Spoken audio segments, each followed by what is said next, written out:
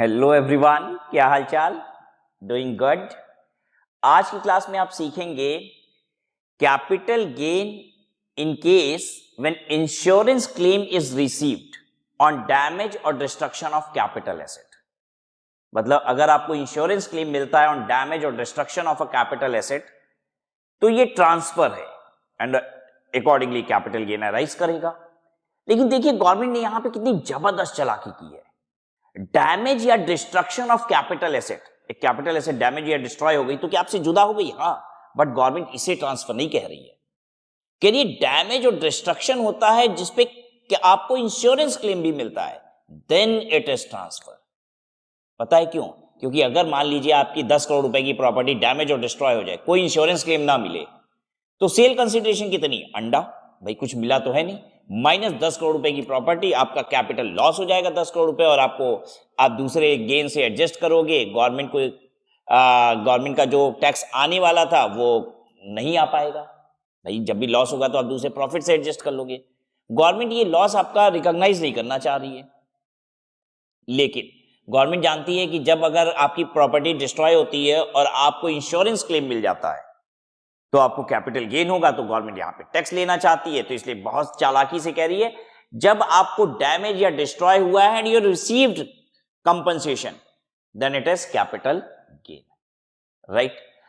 अब एक बात बताइए मुझे, मेरी 10 करोड़ रुपए की प्रॉपर्टी है, वो डैमेज या डिस्ट्रॉय हो जाएगी तो क्या इंश्योरेंस क्लेम मुझे उससे ज्यादा मिल जाएगा? 12 करोड़, 15 करोड़, 50 करोड़ मिल जाएगा क्या? कि कैपिटल गेन सचमुच आएगा और मुझे सरकार को टैक्स देने की आवश्यकता है? कि अगर मेरी प्रॉपर्टी 10 करोड़ रुपए की है तो मुझे इंश्योरेंस क्लेम भी 10 ही करोड़ रुपए मिलेगा? बताइए मुझे क्या लगता है आपको? अरे मुझे मिलेंगे, बहुत ज्यादा पैसे भी मिल सकते हैं। आइए समझाता हूं। मेरे परदादाजी की प्रॉपर्टी है, पता है कितने की? 5 लाख रुपए की। आज उसकी मार्केट वैल्यू जानते हो कितनी है? 20 करोड़ रुपए। एक बात बताइए, अगर मैंने उस प्रॉपर्टी का इंश्योरेंस कराया है तो 20 करोड़ रुपए की इंश्योरेंस ली है या फिर मैंने 5 लाख रुपए की इंश्योरेंस ली है? कि 5 लाख रुपए का प्रॉपर्टी का इंश्योरेंस करा दिए कि डैमेज और डिस्ट्रॉय हो जाए तो 5 लाख रुपए मिल जाए। अरे वो मकान अगर किराए पे भी लगा देंगे ना तो महीने का किराया ही 30-40 लाख रुपए आ जाएगा। इतनी बड़ी प्रॉपर्टी है। हम थोड़ी ना 5 लाख रुपए की इंश्योरेंस करा देंगे, हम तो 20 करोड़ रुपए के हिसाब से प्रॉपर्टी का इंश्योरेंस कराएंगे। अगर वो प्रॉपर्टी डैमेज या डिस्ट्रॉय हो गई और मुझे इंश्योरेंस क्लेम 20 करोड़ रुपए मिला तो उसमें से कॉस्ट ऑफ एक्विजिशन क्या घटेगी? अरे वही परदादा जी की कॉस्ट मेरी कॉस्ट होगी, cost to the previous owner. परदादाजी से दादाजी को मिला था, दादाजी से पिताजी को मिला था, पिताजी से मुझसे मिला है। तो cost to the previous owner कौन सा प्रीवियस ओनर होगा? जिसने प्रॉपर्टी 49(1) के तहत एक्वायर नहीं की है, क्योंकि मेरे दादाजी ने, पिताजी ने और मैंने 49(1) से एक्वायर किया है। सब याद आ रहा है सेक्शन 49(1)? गिफ्ट, विल या इनहेरिटेंस में आपको प्रॉपर्टी मिलती है देन इट इज 49(1). आपको फोकट में प्रॉपर्टी जब मिलती है तो cost to the previous owner लिया जाता है, और वो प्रीवियस ओनर लिया जाता है जिसने 49(1) के तहत नहीं ली है, मतलब जिसने खरीदा है। तो परदादाजी की कॉस्ट मेरी कॉस्ट हो जाएगी। भले हम उसमें इंडेक्सेशन वगैरह ये सब कुछ करेंगे, बट फिर भी वो सब करने के बाद भी इट्स क्वाइट पॉसिबल कि मुझे कैपिटल गेन आ जाए। तो सरकार इस कैपिटल गेन पे टैक्स लेना चाहती है। लेकिन अब इस लॉ को जब हम समझने जाएंगे ना तो आपको एक बात दिल से समझनी होगी। हाँ, इस सेक्शन को समझने के लिए दिमाग से ज्यादा दिल की आवश्यकता है। अगर आपके पास दिल है तब तो आप ये बात बहुत अच्छे से समझेंगे। चलिए मैं प्रश्न करता हूं और चेक करता हूं कि क्या आपके पास दिल है कि नहीं है। जवाब मुझे कमेंट बॉक्स में चाहिए, बहुत इंपॉर्टेंट है। क्योंकि अगर आप ये जवाब सही दे दिए तो आप पूरा सेक्शन समझ गए। और बहुत नॉर्मल सी बात कर रहा हूं। मेरे पूरे शहर में बाढ़ आई और पूरे शहर में जितना मकान था सब बह गया। मतलब मेरा मकान, मेरे बगल वाले का मकान, सबका बह गया। केस 1। केस 2, शहर में बाढ़ आई और सिर्फ मेरा मकान बह गया। हम देख रहे हैं बगल वाले का मकान सही सलामत है, इधर बगल वाले का भी सही सलामत है, सामने वाले का सही सलामत है, पीछे वाले का सही सलामत है, सबका सही सलामत है, सिर्फ मेरा मकान बह गया। This is case 2। याद कीजिए पहला केस क्या था? बाढ़ आई, सबका मकान बह गया। केस 2 क्या है? सिर्फ मेरा मकान बहा। दर्द मुझे कब ज्यादा होगा? आंसर चाहिए, केस 1 केस 2 आंसर चाहिए तुरंत। पॉज कीजिए वीडियो, लिखिए मुझे दर्द कब ज्यादा होगा, मेरी तकलीफ कब ज्यादा होगी, मैं कब ज्यादा रोऊंगा, कष्ट कब है मेरा ज्यादा। आई होप आपने आंसर लिख लिया है, नहीं लिखा है तो पॉज करके वीडियो को पहले आंसर लिखेंगे। मेरा दर्द ज्यादा तब होगा जब सिर्फ मेरा मकान बह गया बाढ़ में।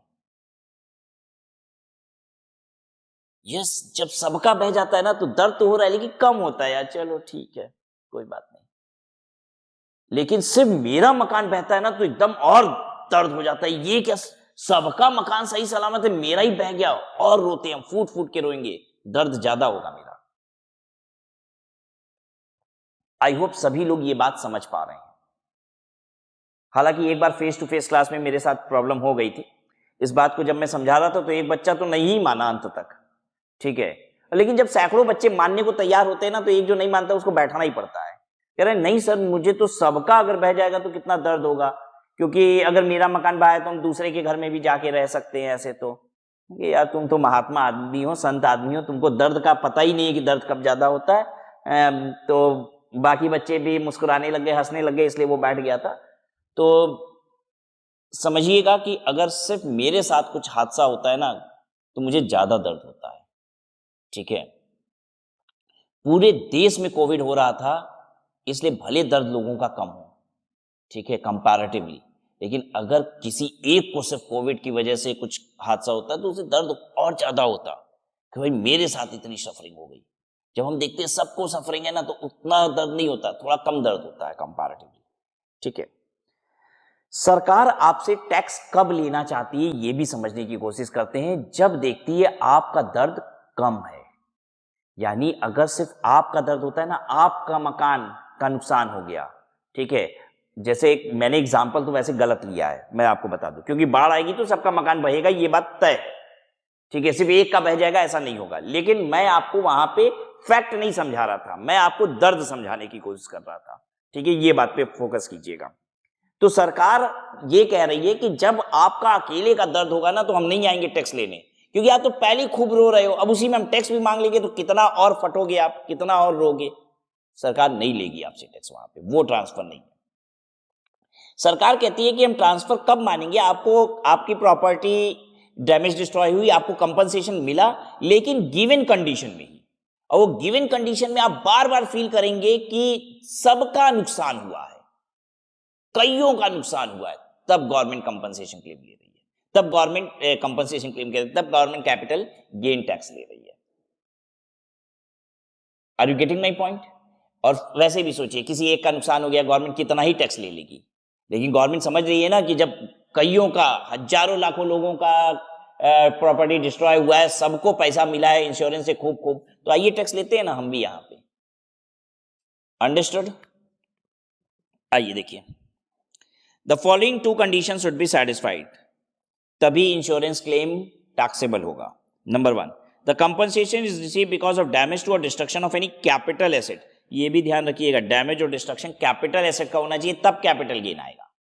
जो चीज कैपिटल एसेट नहीं है, जैसे इन्वेंट्री, आपके बिजनेस की इन्वेंट्री का नुकसान हो गया, क्या कैपिटल गेन आएगा? यहां पे आ ही नहीं सकता है कि मेरी इन्वेंट्री का नुकसान हो जाए, मुझे इंश्योरेंस क्लेम मिल जाए, तो कैपिटल गेन नहीं आएगा। यहां पे आएगा बिजनेस इनकम आएगी, कैपिटल गेन तो नहीं आएगा यहां पे।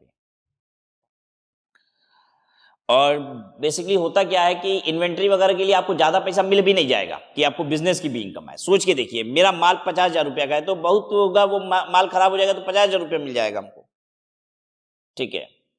अगर ज्यादा मिला भी तो वो बिजनेस की इनकम होगी। कैपिटल एसेट का डैमेज या डिस्ट्रॉय होना चाहिए, नंबर 1। दूसरा, द डैमेज और destruction is as a result of 4 categories of circumstances. इन्हीं 4 कारणों से डैमेज या डिस्ट्रॉय होना चाहिए, इन्हीं 4 कारणों से होना चाहिए। और ये चारों कारण ऐसे हैं जहां पे डैमेज और डिस्ट्रॉय जब होता है तो कईयों का होता है, कईयों का होता है, कई ढेर सारे लोगों का होगा। Number 1, flood, typhoon, hurricane, cyclone, earthquake और other conversion of nature. Conversion of nature का मतलब हुआ प्राकृतिक आपदा, जिसको हम कहते हैं नेचर की आपदा, ठीक है। तो फ्लड आया, टाइफून आएगा, हरिकेन आएगा, साइक्लोन आएगा, अर्थक्वेक आ जाएगा, तो भूकंप मतलब अर्थक्वेक, तो इससे क्या होगा, कईयों की प्रॉपर्टी डिस्ट्रॉय होगी। तो डैमेज और डिस्ट्रक्शन इस कारण से होना चाहिए कह रहा है। और दूसरा रॉयट और civil disturbance. Riot civil disturbance का मतलब होता है दंगे भगदड़, समझते हैं आप, दंगे हो गए, भगदड़ हो गया। तो जब दंगे होंगे, भगदड़ होगा, ठीक है, तो क्या होगा, किसी एक का नुकसान होगा? नहीं, दंगे भगदड़ में तो हम देखते हैं पूरा पूरा मोहल्ला जल जाता है, ठीक है, कभी कभी पूरा शहर जलने लग गया है, ठीक है, लोग लड़ाई कर रहे हैं, दंगे कर रहे हैं, तोड़ फोड़ कर रहे हैं, ठीक है, that's called riot and civil disturbance. तो इसमें कईयों का नुकसान होता है। इसमें अगर आपके कैपिटल एसेट का नुकसान हुआ है तो कैपिटल गेन अराइज होगा, इंश्योरेंस क्लेम आपको मिला होना चाहिए। तो पहला था कि इंश्योरेंस क्लेम आपको मिला हो डैमेज और डिस्ट्रक्शन ऑफ कैपिटल एसेट पे, और दूसरा डैमेज और डिस्ट्रक्शन किस कारण से हो रहा है, वो कारण बता रहा है कि भाई प्राकृतिक आपदा आ गई हो, दंगे हो गए हो। तीसरा accidental fire explosion. Accidental fire explosion मतलब समझिएगा, आपके मकान में शॉर्ट सर्किट हो जाता है, ठीक है, और उससे आपके मकान का नुकसान हो जाता है, उससे फायर हो जाता है, ठीक है, तो क्या ये इस सिचुएशन में कवर होगा? नहीं। एक्सीडेंटल मतलब जानबूझ के नहीं होना चाहिए सबसे पहली बात तो।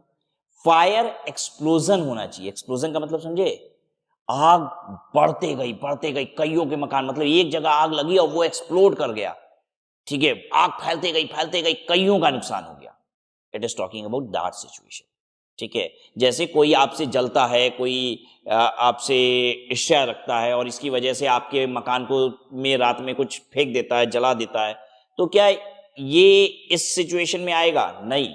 सबसे पहली बात तो एक्सीडेंटल होना चाहिए, इंटेंशनल नहीं होना चाहिए, एक्सीडेंटल होना चाहिए, और फायर का एक्सप्लोजन होना चाहिए। मतलब कुल मिला के दिमाग में बस एक ही बात बैठाइए, कईयों का नुकसान होना चाहिए, ठीक है। फिर है एक्शन बाय एन एनिमी और action taken in combating an enemy with और विदाउट डिक्लेरेशन ऑफ वॉर। समझाता हूं मैं इस बात को, प्लीज इस बात को बहुत साइलेंटली समझिएगा, एंड फालतू की बात कमेंट के जरिए बिल्कुल ना कीजिएगा। Let me explain you what is government trying to say here. यहां पे बात आपके पर्सनल एनिमी की नहीं हो रही है, देश के एनिमी की बात हो रही है, ठीक है। I am not commenting on what sort of relation we are maintaining with Pakistan. It is good, it should be good, but try to understand. मुझे कोई ना कोई एक नाम लेना पड़ेगा टू मेक यू अंडरस्टैंड। तो गवर्नमेंट यहां पे कहना चाहती है एक्शन बाय एन एनिमी, मतलब पाकिस्तान ने एक्शन लिया, मतलब एक्शन का मतलब यहां पे हमला किया, पाकिस्तान ने हमारे देश पे हमला किया। एक बात बताइए, पाकिस्तान ने हमारे देश में हमला किया तो क्या इससे कईयों का नुकसान होगा? हाँ, बम फेंका तो कईयों का नुकसान होगा। या फिर और action taken in combating an enemy. Combating का मतलब होता है रोकना। हमने भी गोला बारूद फेंके, ठीक है, पाकिस्तान को रोकने के लिए। देखिए, हम ये नहीं कह रहे कि हमने, हिंदुस्तान ने हमला किया। देखिए कितना, लाइन तो अच्छी बनी हुई है, पाकिस्तान ने हमला किया तो नुकसान होगा हमारा, और पाकिस्तान के हमले को रोकने के लिए हमने जो किया, पाकिस्तान के हमले को रोकने के लिए हमने जो किया, इससे जो नुकसान होगा और आपको इंश्योरेंस क्लेम मिलेगा। मतलब मान लीजिए आपकी प्रॉपर्टी नुकसान हो गई, पाकिस्तान का हमला हुआ था, हमने रोकने के लिए, हिंदुस्तान ने उसे रोकने के लिए गोला बारूद कुछ किया, इसमें आपकी प्रॉपर्टी डैमेज और डिस्ट्रॉय हो गई, तो आपको जो इंश्योरेंस क्लेम मिलेगा उस पर कैपिटल गेन अराइज होगा।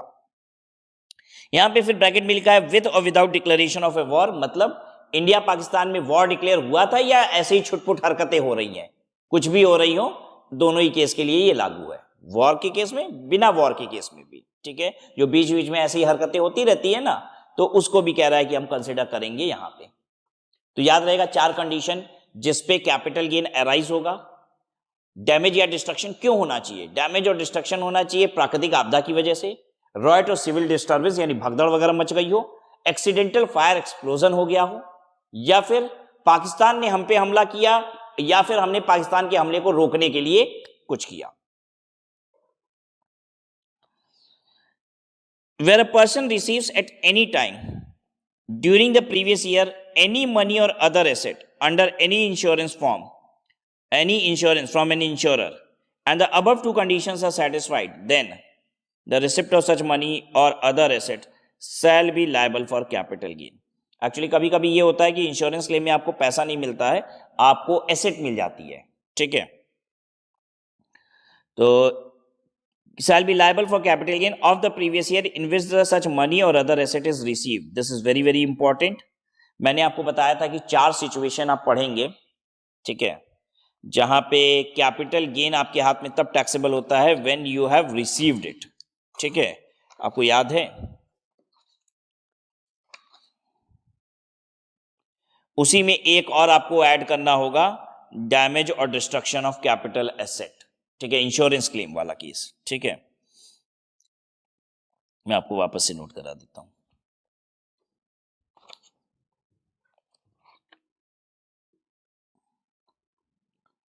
Capital gain arise on payment, और अब ये खत्म हो गया. कैपिटल गेन पेमेंट पे यही 5 ही केस होता है. 4 आप पढ़ चुके थे पहले की क्लास में. यूलिप, ठीक है, conversion of capital asset into stock in trade, joint development agreement JDA, compulsory acquisition. Compulsory acquisition में भी इनिशियल पेमेंट के केस में होता है, इनहैंस कंपनसेशन में नहीं होता. इनहैंस कंपनसेशन में तो जिस साल कोर्ट का फैसला आता है उसी साल टैक्सेबल हो जाता है. इनिशियल कंपनसेशन में. और 5वां इंश्योरेंस क्लेम.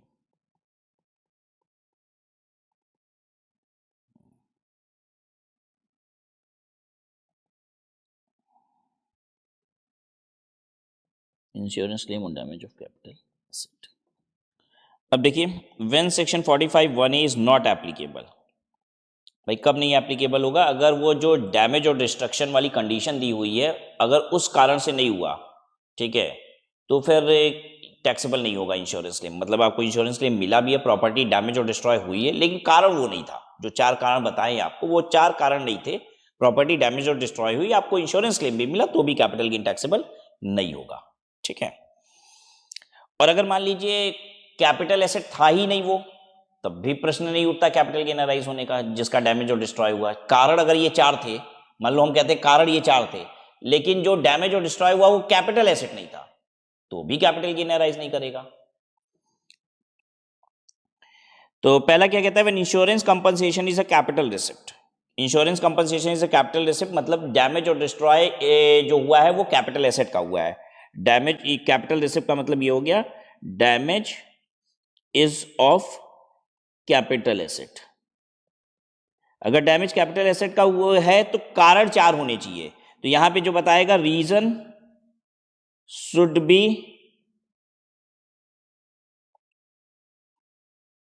अच्छा damages of capital asset, तो reason should be 1 of 4. Reason should be 1 of 4. और यहां पे कहता है रेवेन्यू रिसिप्ट है, इसका मतलब क्या हो गया? damages of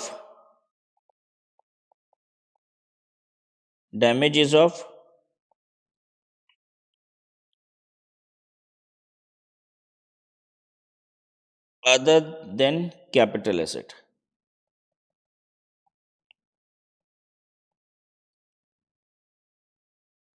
Reason could be any, कोई भी रीजन हो. Reason could be any, not taxable. ठीक है, reason should be 1 of 4 to be taxable, taxable होने के लिए. ठीक है, चलो. If the condition mentioned are not satisfied, the section 45(1)(a) is not applicable and consequently insurance compensation if it is capital receipt will not be chargeable to tax. For example, a road accident takes place. कोई एक road accident हो गया, ठीक है, आपकी vehicle और machinery furniture ये सब थे उसमें, सब डिस्ट्रॉय हो गए. एक गाड़ी में ट्रक में जा रहा था, मशीन वशीन आपका, ट्रक गिर गया, मशीन टूट गई. अब तो क्या इंश्योरेंस क्लेम मिला है, कैपिटल गेन अराइज होगा? कैपिटल एसेट तो था, लेकिन रीजन वो 4 नहीं ना थे. ठीक है, a ship being overweight is sunk and assets are lost. एक शिप पे आपका शिप से आ रहा था आपका कैपिटल एसेट कुछ मशीन वगैरह, शिप का वेट ज़्यादा हो गया, शिप डूब गई, मशीन डूब गई आपकी। अब बताइए, तो कह रहा है ये तो कोई रीज़न हुआ नहीं, ठीक है। हाँ, आपकी शिप डूबी क्योंकि साइक्लोन आ गया था समुद्र में। साइक्लोन समझते हैं ना, जब पानी तेजी से घूमता है, वो आ गया था तो उसमें शिप डूब गई, तब तो कैपिटल गेन राइज होगा। तो चार कारण वो नहीं होंगे तो कैपिटल गेन राइज नहीं करेगा। अब यहाँ कह रहा है रेवेन्यू रिसिप्ट है, तो रेवेन्यू रिसिप्ट है यानी कैपिटल एसेट ही नहीं था, तो भले कोई भी रीजन हो फर्क नहीं पड़ता, अब तो कैपिटल गेन राइज होगा ही नहीं। If the condition mentioned are not satisfied and insurance compensation is the revenue receipt, then section 45(1) is not applicable, but the receipt may be taxable as trading receipt under section 28 और section 56।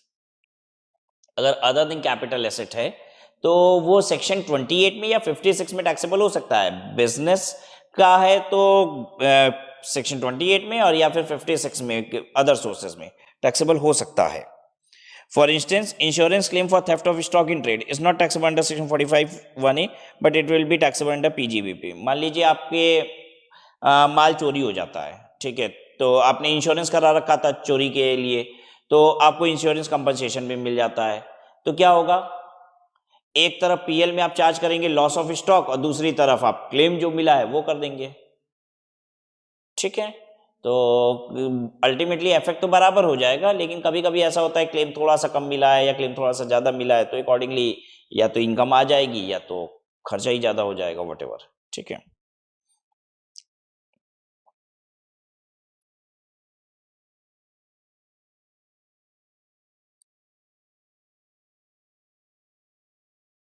Cause of damage specified, specified मतलब वो चार।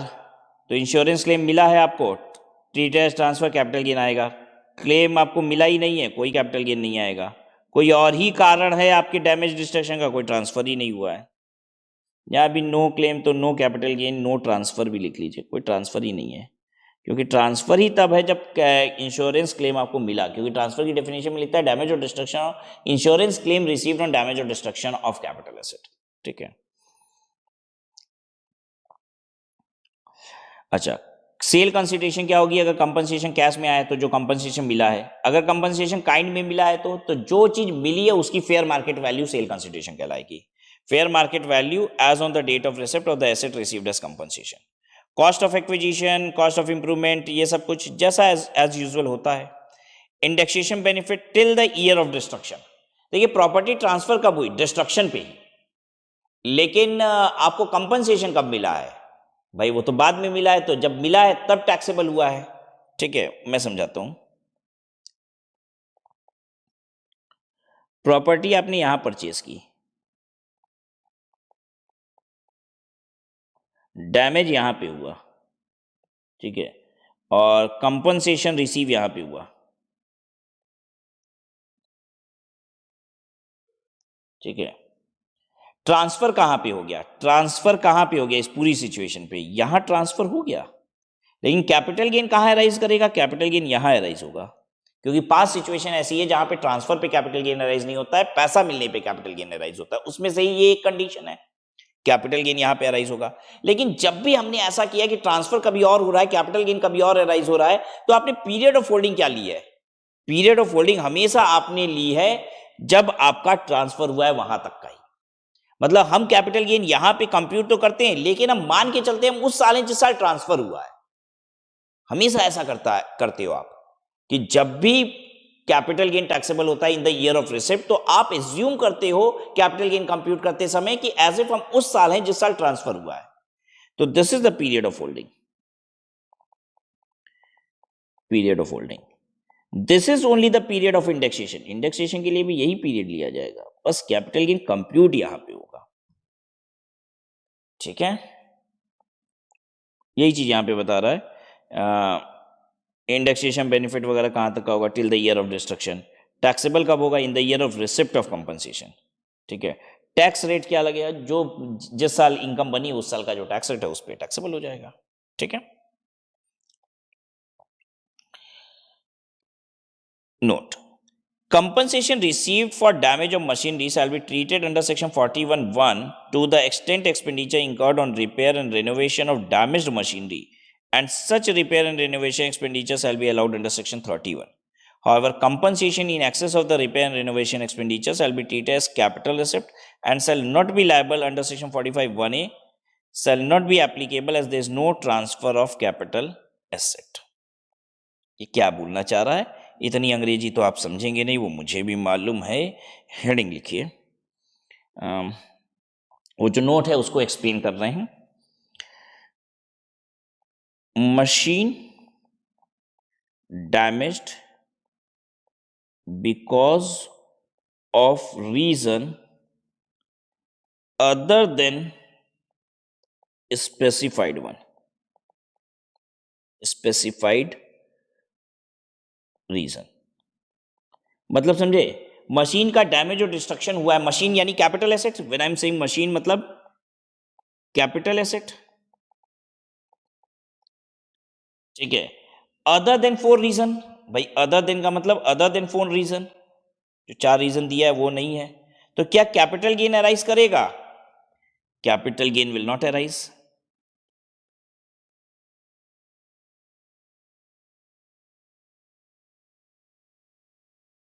ठीक है. अब इसमें क्या हुआ है, कैपिटल गेन तो अराइज होगा नहीं. ठीक है. मशीन डैमेज होने पे रिपेयर जो हमें कराना पड़ा, रिपेयर का एक्सपेंस जो है, रिपेयर एक्सपेंस ऑफ मशीन, वो था मेरा 50,000, जबकि इंश्योरेंस क्लेम जो हमको मिल गया वो मिल गया 70,000 रुपया. ऐसा होता नहीं है. ऐसा होता नहीं है. प्रैक्टिकली जब हम इस तरीके से प्रॉपर्टी का डैमेज और डिस्ट्रक्शन का इंश्योरेंस कराते हैं तो ये सब जितना रिपेयर में खर्चा लगता है पूरा बिल वाउचर सब लेते हैं ये लोग इंश्योरेंस वाले, और उसमें से भी कुछ पैसा काट देते हैं. ठीक है. जैसे आप सिंपल सा समझिए, आप जब अपनी कार की इंश्योरेंस कराते हैं, ठीक है, तो जो डैमेज या डिस्ट्रक्शन होता है क्या उससे ज़्यादा इंश्योरेंस कंपनी से ले पाते हैं आप? नहीं, उससे कम ही मिलता है.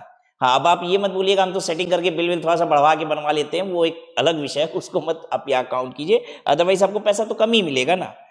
लेकिन अब भाई लॉ समझाना है, तुमको बताना पड़ेगा. वो ज्यादा पैसे की बात कर रहा है कि आपको ज्यादा पैसा मिल गया तो क्या होगा. ये अब आपका पीएल. ठीक है. आप अपने पीएल में यहां पे चार्ज करेंगे रिपेयर का खर्चा 50,000 रुपया. ठीक है. अब बाई इंश्योरेंस क्लेम यहां पे कितना करेंगे? इंश्योरेंस क्लेम हम यहां पे कितना लिखेंगे? 50,000 रुपए ही. 70,000 मिला है लेकिन हम कितना लिख रहे हैं? 50,000. बहुत ध्यान से ये बात लिख लीजिए तो आपको ये पूरा नोट समझ में आ जाएगा. जैसे मैं लिख रहा हूं वैसे लिखिए, नहीं तो नोट आप समझ नहीं पाएंगे. अब इसके पीछे कारण क्या, आइए समझते हैं. ये जो इंश्योरेंस क्लेम था आपका 70,000 रुपीज का, इसमें से 50,000 रुपया रेवेन्यू रिसिप्ट माना जाएगा. रेवेन्यू रिसिप्ट, क्योंकि इतना खर्चा लगा है तो ये रेवेन्यू रिसिप्ट है. भाई इतना तो खर्चा हमारा रेवेन्यू लग ही गया रिपेयर कराने में. जो 20,000 रुपये एक्स्ट्रा मिला है वो कैपिटल रिसिप्ट है. भाई कैपिटल एसेट के रिस्पेक्ट में अगर आपको कोई पैसा मिल जाए तो कैपिटल रिसिप्ट है, लेकिन कैपिटल एसेट का ट्रांसफर तो हुआ नहीं. ये कैपिटल रिसिप्ट है but there is no transfer. ये कैपिटल रिसिप्ट है but there is no transfer, तो नो कैपिटल गेन. यहां कैपिटल गेन नहीं हो सकता. कैपिटल गेन नहीं हो सकता तो क्या कहीं और नहीं टैक्सेबल हो सकता? नहीं हो सकता, क्योंकि आपने ये बात पढ़ी हुई है कि रेवेन्यू रिसिप्ट होगी तो वो टैक्सेबल होती है सैलरी में, हाउस प्रॉपर्टी में, पीजीबी पे, नहीं तो अदर सोर्सेज में. लेकिन कैपिटल रिसिप्ट अगर कैपिटल गेन में टैक्सेबल नहीं हुई तो कहीं नहीं टैक्सेबल होगी. ठीक है. Since it's capital receipt,